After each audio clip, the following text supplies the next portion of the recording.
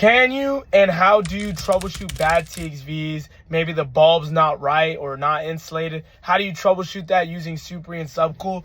Let's go over using in my book. And this will also tie into EEVs as well. So we're going to go over mounting and how TXVs work. But first I want you guys to realize the TXV adjusts the flow of rate of refrigerant into the evaporator based on the suction line temperature and its relationship with the evaporator pressure in the evaporator.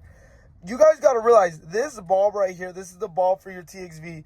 The warmer this gets, the more refrigerant it's going to allow into the evaporator.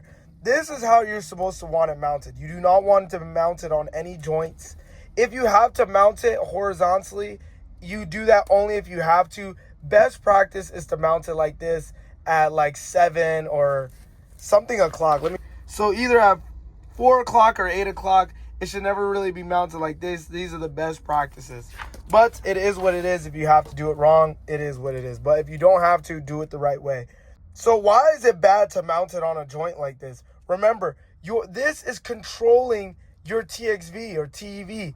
If this is not mounted correctly, it's not going to be reading the correct temperature and not going to be performing the right way. That's why it has to be mounted correctly. What if it's mounted wrong? What would it look like?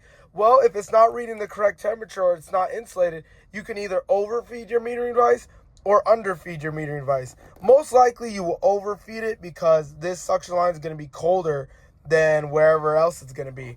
But in reality, you're just going to overfeed your evaporator, causing flooding, causing that compressor to flood back and break the compressor. The way this will correlate with EVs some of the time is, remember, EVs kind of work like a TXV, but just electric. Instead of mechanically knowing what the pressure of the outlet is and the temperature of the suction line, this will just use a sensor. Sometimes they'll use a sensor. I do know on some mini splits, they actually only use the pressure of the evaporator to control the EV.